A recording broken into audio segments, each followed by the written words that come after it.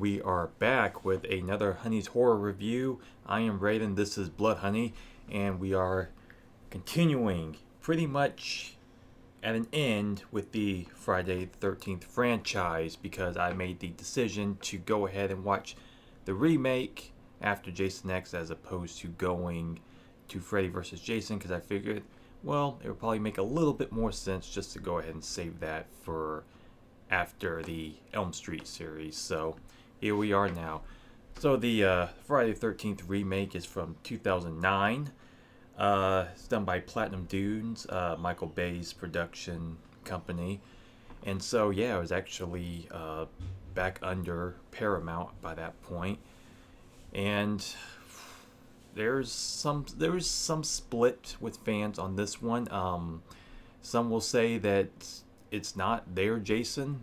Some would actually argue otherwise, but let's just jump right in. Walking away from the remake, how do you feel about it? Um, I don't know.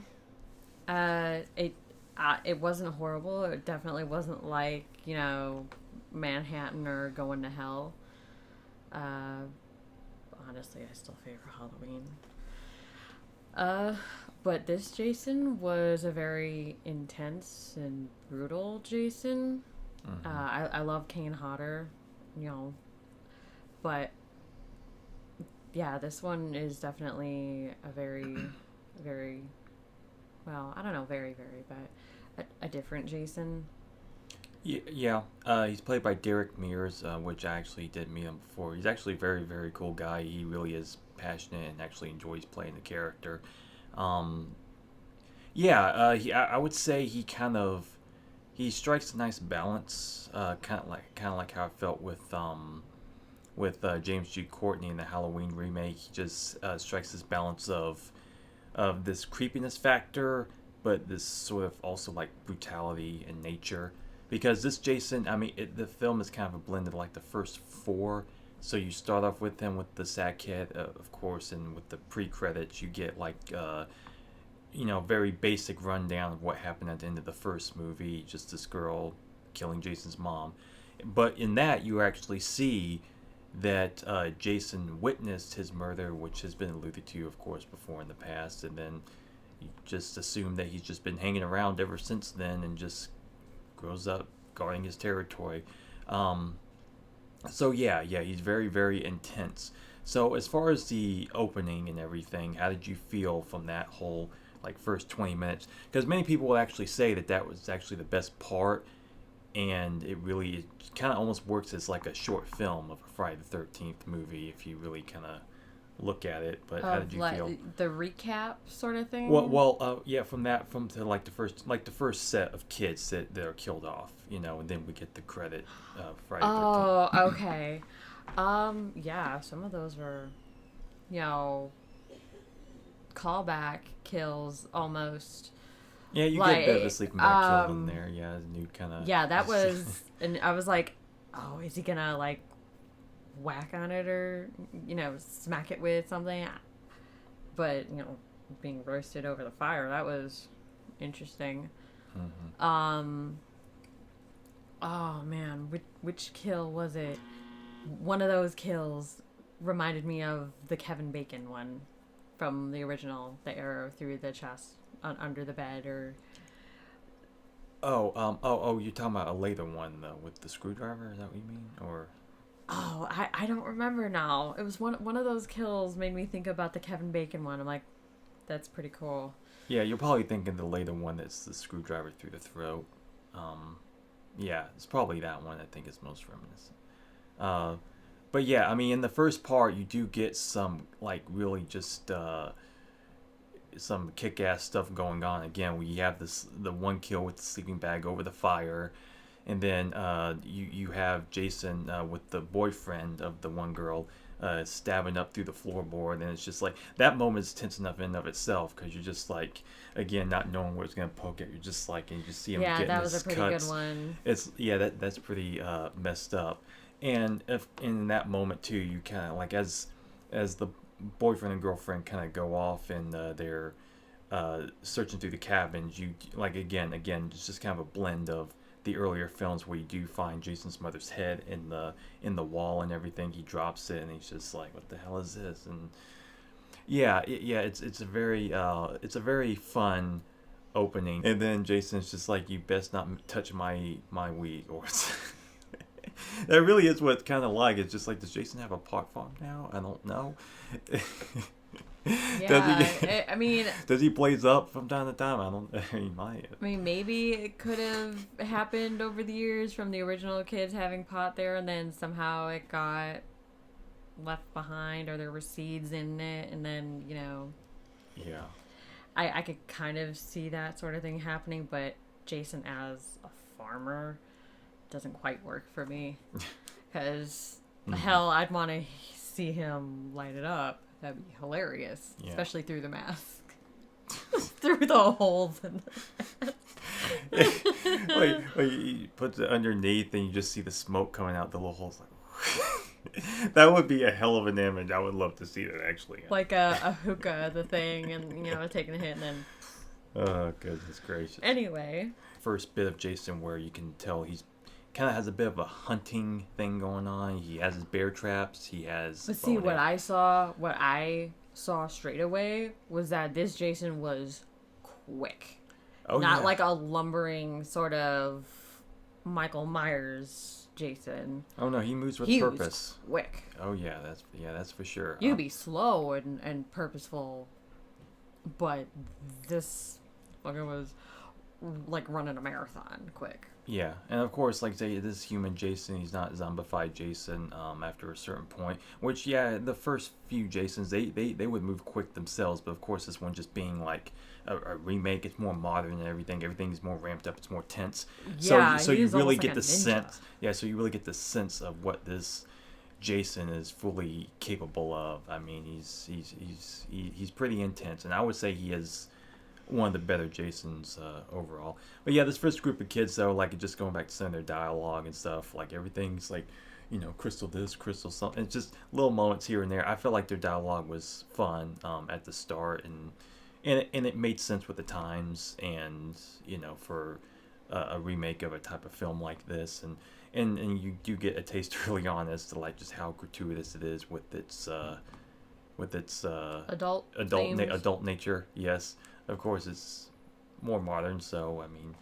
Yeah. And we did watch the killer cut, so things probably a little bit more, particularly in the later scenes. I haven't seen anything other than, so obviously I got the best of it straight up. Yeah, you get the full thing. But, and then the final shot, of course, him running towards her, and which is a great shot in and of itself. I like how it's, like, back, and then he turns around, he just goes up to her, and then you get credits. Great shot right there to really kind of kick it off. And then that's when we meet the main group of kids throughout the rest of this film. You get very diverse, and you get stereotypical. Stereotypical. Yeah. You got your black guy, college. Yeah, you got your Asian. You got your you got your surfer bros, and you got just the typical douchey, preppy guy. Now, how do you feel about this group of kids carrying through, like, as opposed to, like, comparing them to previous ones? Did you feel that they were a little fun, a little too much, a little whatever? How did you feel? Well, I kind of like the one girl that kind of stuck it out till almost the end, the brown-haired girl. It's Danielle Panabaker, that one. That went with the brother to, go do all that stuff. Yeah. She's a likable character. Yeah, I did like her. I mean, obviously, I guess they were better than prior iterations of the campers or counselors or whatever. Obviously, you just want to smack the one guy around because he's such a tool. Yeah, now Trent, of course, I mean, he is full-on douchebag, bro. And this guy, he's played that kind of character before. So how did you feel over? I mean, as far as like that character and his douchiness, did you hate him like because he was doing well as the character? Or did you just hate him? You just genuinely feel like you just hate him?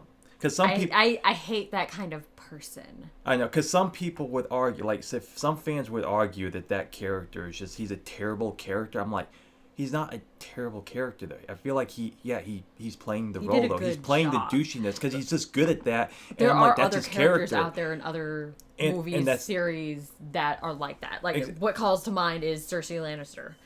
Yeah, That lady did an excellent job. yeah, and we have a couple of You characters. love to hate her. Yeah, and a couple of characters like this in previous movies. Like I said, the teacher character, the dad from Part 8. Oh, yeah. And like the sheriff from Part 6. But like I said, I justify as to why he's actually a decent character. But yeah, Trent, I'm like, well, that's his character, and that's what you're rooting for. They watch him get his come up and eventually in the movie. And some people, like I said, they would just say he's like a bad character. I'm like, he's not a bad character. He's that character. Like, yeah, you love to hate him. That's the kind of like the point of that. I'm like, no, he plays it to the T. I mean, you can like T for Trent. I mean, you can't deny that. He's just a rich jerk off, and yeah. obviously the house is amazing. Mm-hmm. You know, I know. I like the one guy just constantly making the jokes and stuff. Like when he goes out to the little shack, he's just like man, poor people call this a house. and he's drinking the alcohol. He's like, oh, it just smells like money. He has some fun lines. That was awesome. I think, like I said, some people may not like these characters, but I'm like, no, they have their particularly that was some good liquor too that he had in there. I bet it was. Yeah, Lagavulin. Yeah, that's good stuff. They arrive to his parents. You know, nice big old cozy little almost like mansion of a of a house outside by the lake, and yeah, that's when things start to really kind of go off the rails eventually, because that's when the first group kill from them is out on the boat. Him and his girlfriend are, you know, she's water skiing topless, and you get a nice kind of surprise kill. You know, you get a nice arrow to the head. That was pretty good. Yeah. I feel like because it's like no real music playing or anything. It's just like, woohoo, we're having fun. And it's just like all of a sudden, shoot, right through the head, and it's just like, ugh, and he's gone.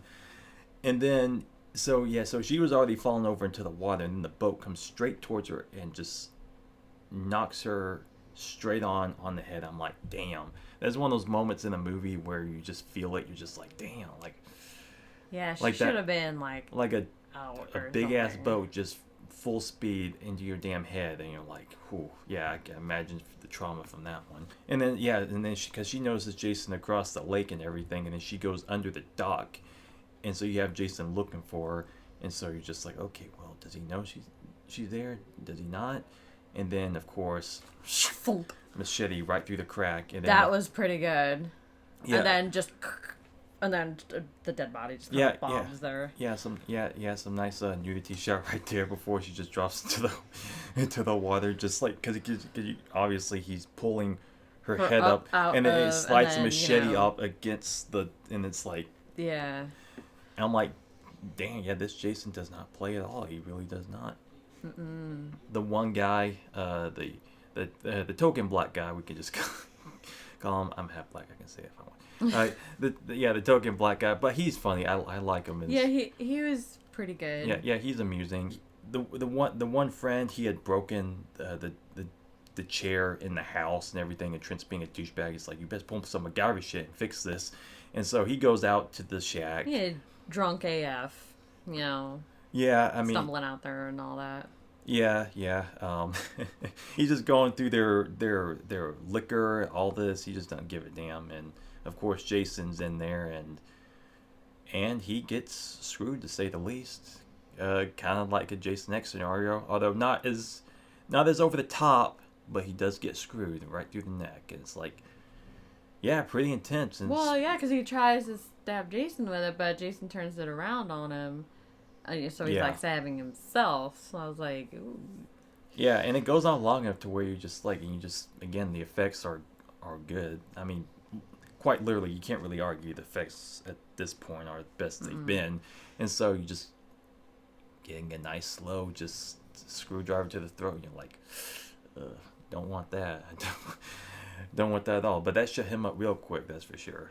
Anyway, so yeah, okay, following up with that, after the power goes out, the friend goes out to look for him, and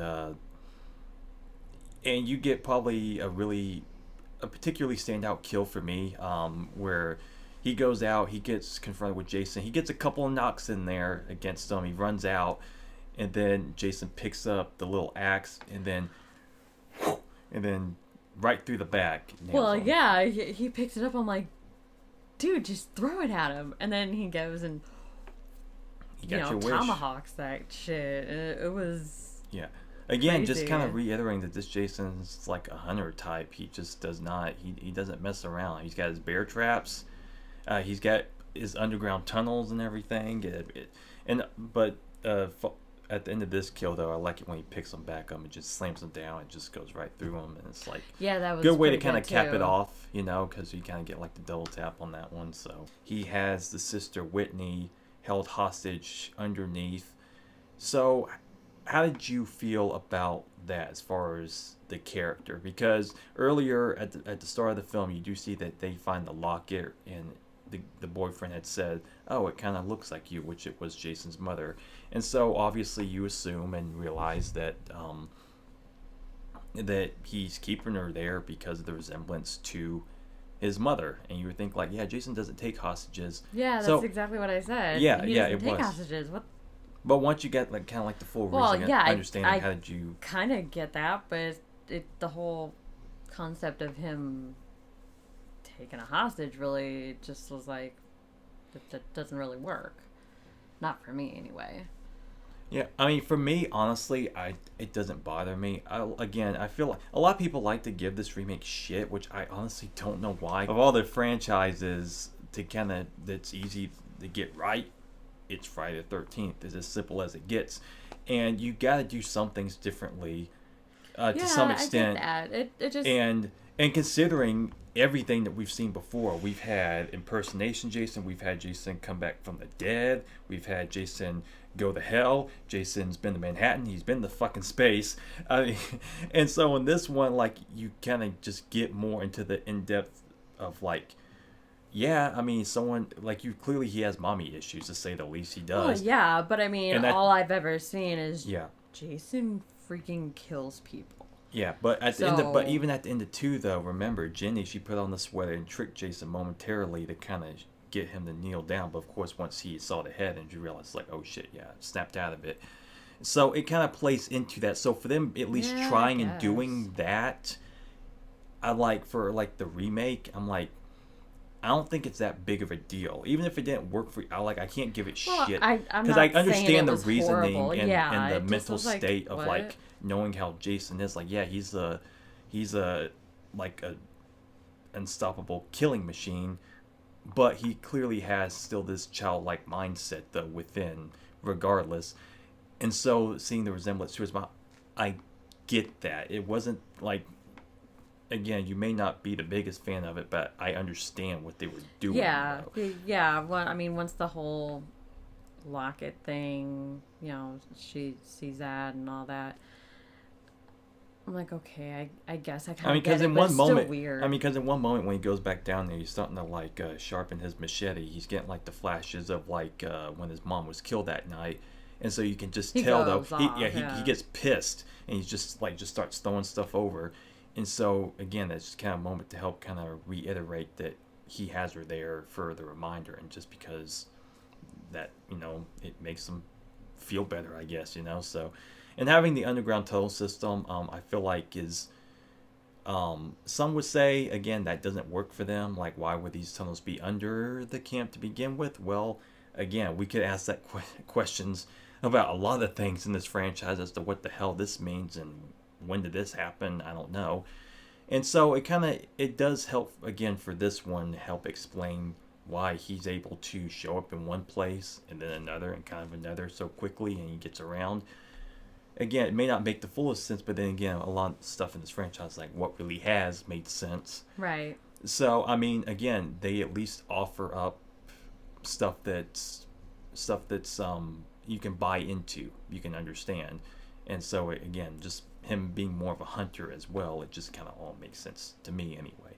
Jason is going after the kids. The one cop does show up. This is a great kill as well. He just drops down behind him, takes the poker and just right through the eye and the door and everything. I'm like, that's a pretty solid kill right there. Did you like it? Yeah, poor guy. I mean, he was just trying to do his job and just, yeah. Jason doesn't care if you're trying to do No. your job. No, he does not. He doesn't care. I like it.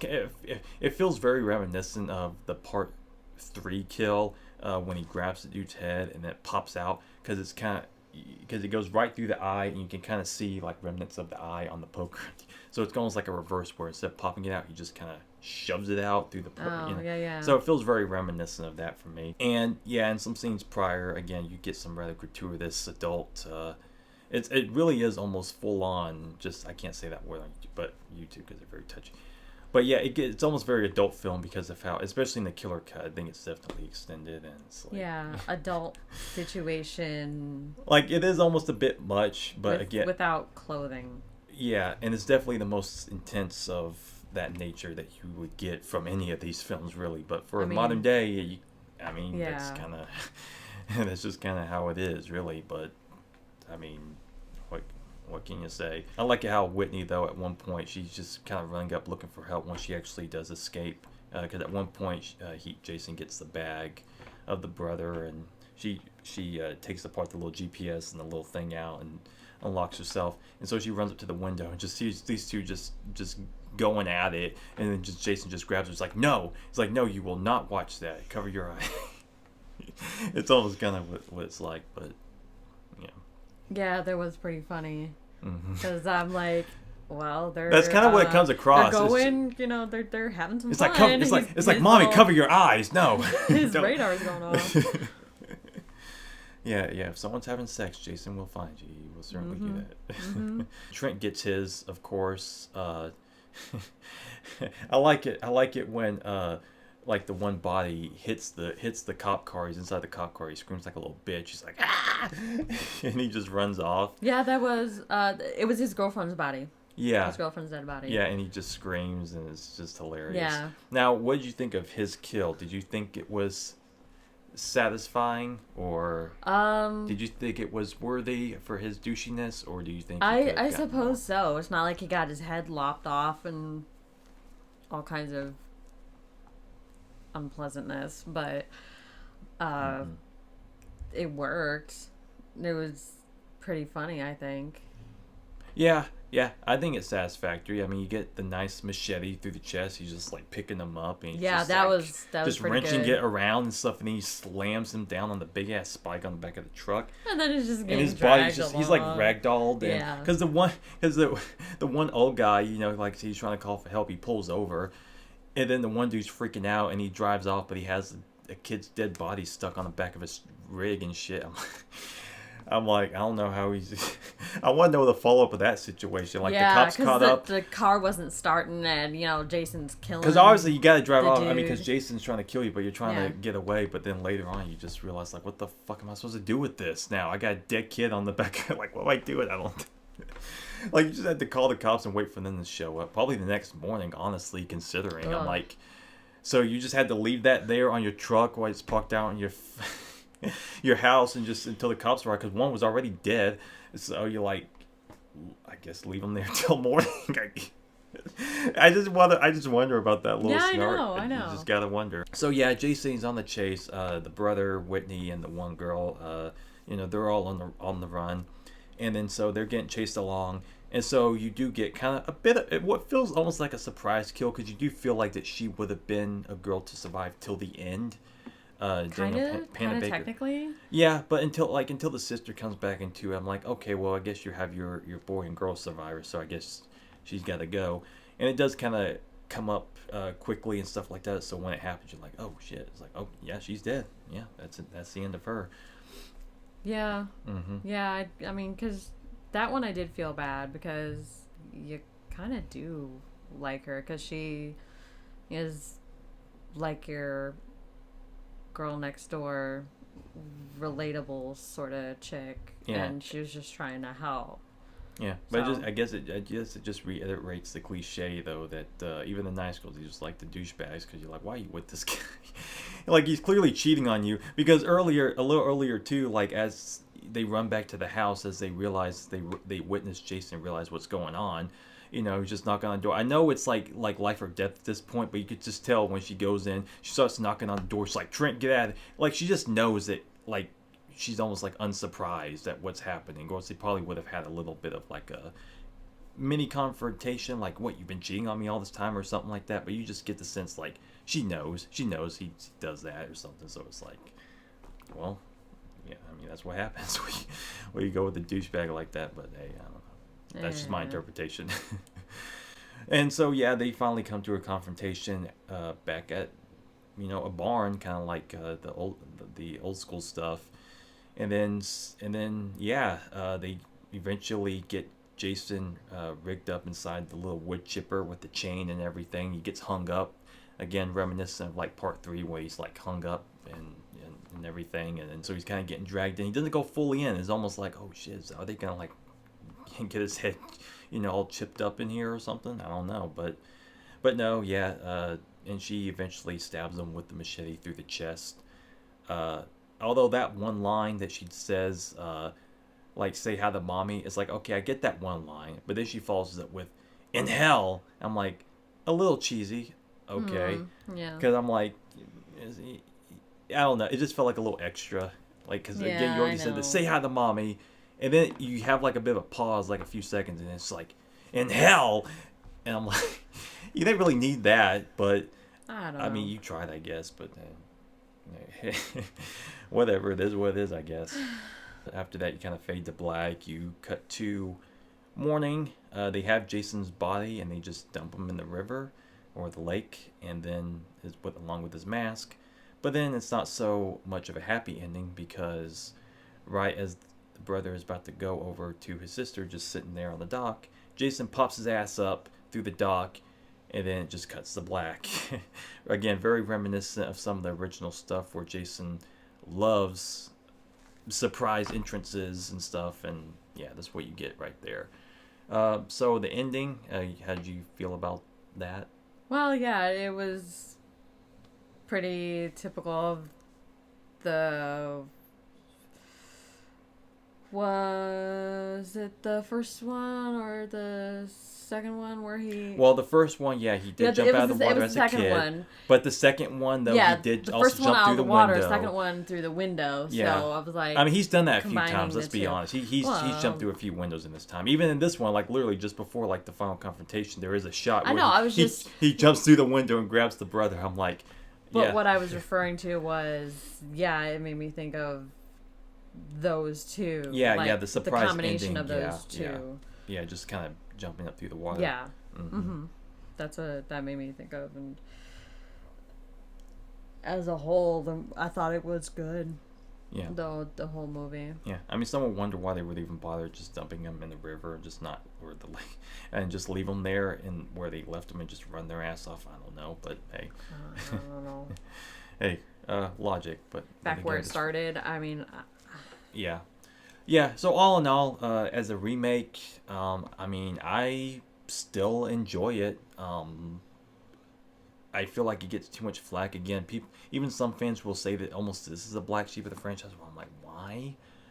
I don't know, because I mean, it gets so many things right. Like Derek Mears again. Why would he's a great this Jason. One be the black sheep? Some people and not like Goes to Hell or Manhattan. I don't know. Well, like I said, for some people, again, it varies. Like some may say 5 or 8 or 9 or maybe even this. I guess just because it's not OG Jason, because it's things like having the hostage, having the tunnels, and it's like Jason. I'm like, but we've been through so many bigger downs. I'm like, and for remake standards, I mean, what more could you really do? I don't know.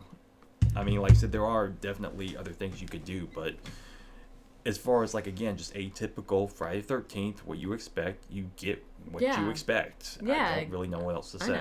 I know. I wasn't knocking it. I was just like, okay, the whole hostage thing was weird, and I didn't really think about the tunnels, but, mentioning it, like, okay. Yeah. When would he have had time to do that? I mean, assuming did he they were really just have the already mental there. capacity to do that? Well, I mean, how's he had the mental capacity to really do half this shit? He's kind of done. I know. Like I said, in space, again, he knew his way around that ship way too damn good, if you ask me. But hey, that's. Well, I mean, once he turned into Mecha Jason, I guess it didn't really matter. No, it's So, absolutely.